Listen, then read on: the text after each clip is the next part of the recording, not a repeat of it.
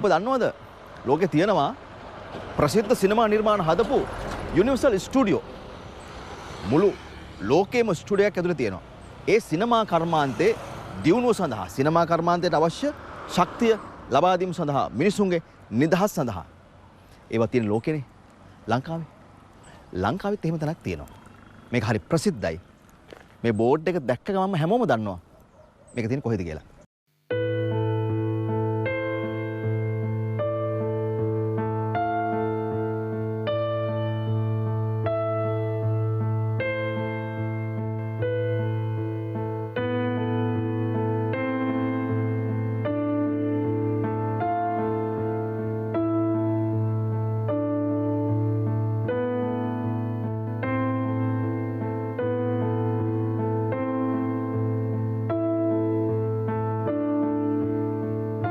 අපි ආවේ ඒකේ ගම්මානයේ ගැමි ගෙදර.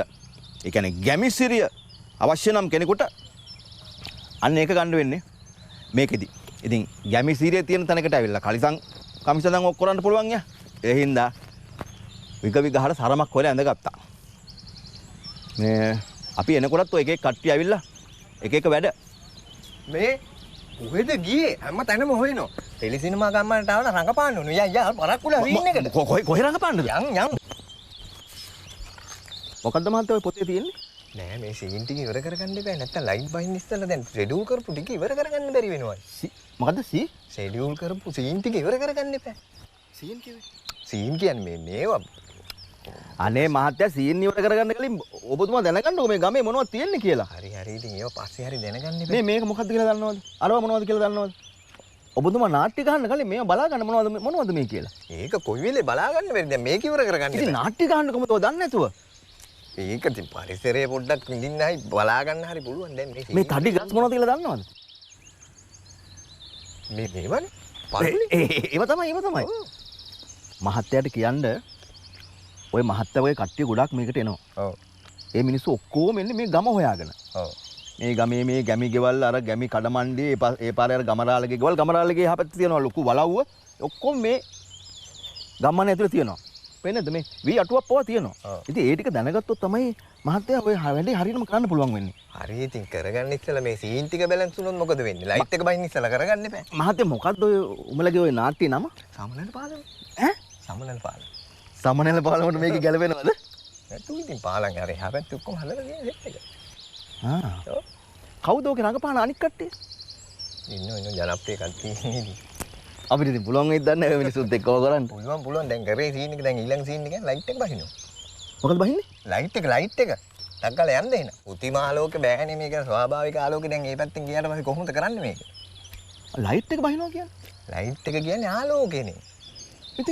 ඉතින් ඒක බැස්සට පස්සේ කොහොමද? දැන් මහත්තයාගෙන ඊට කලින් කරන්න ඕනේ කියලා? ඔව් යන්කෝ. ආ යන්. එහෙනම් මහත්තයා යන්න ඩිංගා. මට පොඩි කතාවක් තියෙනවා මම ඒක කරලා එන්න. එන්න ටක් ගාලා.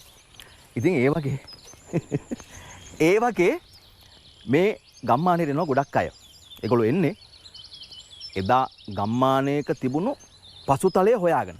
දැන් පසුතලය හදන්න ඕන නම් මැටි ගෙනල්ලා මැටි ගහලා වෙල් හදලා වැව් හදලා පාලම් හදලා ඉනි ගහලා හැමදේම කරන්න එපා. හැබැයි මේ ගම්මානේට ආවම ආණ්ඩුවෙන් මේ ඔක්කොම කරලා තියෙනවා. මම ඒකයි කිව්වේ. ඇත්තටම ලෝකේ මෙවැනි ගම්මාන තියෙනවා. අපි ඒකයි අර යුනිවර්සල් විලේජ් නැත්නම් විශ්ව ගම්මාන ස්ටුඩියෝ ඇතුලේ තියෙනවා. ඒවා කලාකරුවන්ගේ අවශ්‍යතාව සඳහා පාවිච්චි කරනවා. ඉතින් ගම්මානයක සීන් එකක් ගන්න ඕන නම් පසුතලයේ ගම්මානයක දර්ශනයක් නම් ඊට හොඳම තැන තමයි මෙතන. ඇත්තටම මෙතනින් එහාට ගියාම මම අර කිව්වේ ඒකයි.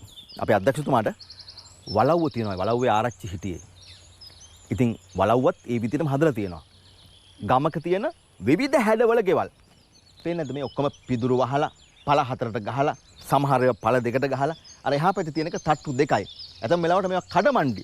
තේ කඩ. ওই තේ කඩවල කෙහෙල් කනක් එල්ලලා ප්ලේන් ටිකක් හදලා ආප්පයක් හදලා ඒ සීන් එකට අවශ්‍ය විදිහට ඒගොල්ලෝ මේ පසුතලය හදා ගන්නවා කියන්නේ පොඩි දේවල් ටිකක් එකතු කර ගන්නවා. එතකොට වැඩේ කම්ප්ලීට්.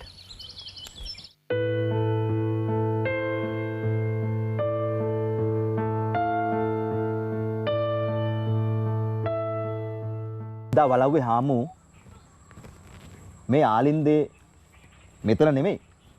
හාමු ඉඳ ගන්න ඇඳි පුටුව කියලා එකක් තියෙනවා. ඕකේ හොඳට කකුල් එහෙම දිග ඇරලා පත බෑවිලා ඉන්නවා. එහෙනම් තමයි ඒකල් කියන්නේ. ඕකේ ඉඳගෙන මේ මහ වැව දිහා බලාගෙන කොච්චර සැලසුම් හිතන්නේ නැද්ද?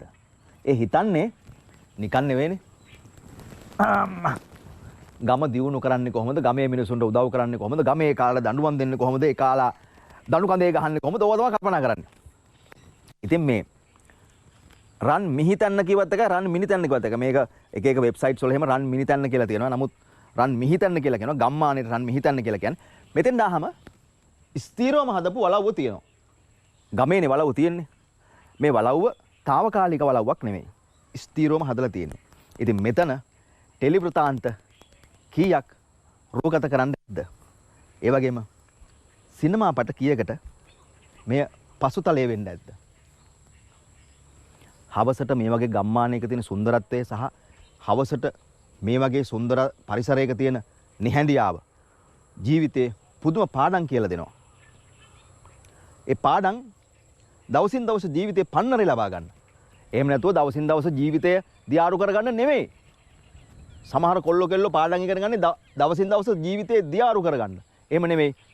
මිනිස්සුන්ගේ ජීවිතය පන්නරේ ලබන්න ඕනේ. ජීවිතේ දිනන්න. එහෙම පන්නරේ ලබන්න පුළුවන් වෙන්නේ ගමකදී. බලන්නකො මේ වැව. මේ වැවත් මේ රන් මිහිතන්න ගම්මානේ තියෙන වැවක්. ඉතින් ඔය පරණ තිබුණු ටෙලි නාට්‍ය වල එහෙම නළු නිලියෝ මේක කොච්චර නාන්න නැද්ද? හැබැයි මේ පුංචි ගැටලුවක් තියෙනවා. මම ඒක ඇහුවා මේ මහත්තුරුන්ගෙන්. මේව ටිකක් ඇයි සංවර්ධනය කරන්නේ නැත්තේ කියලා. නෑ.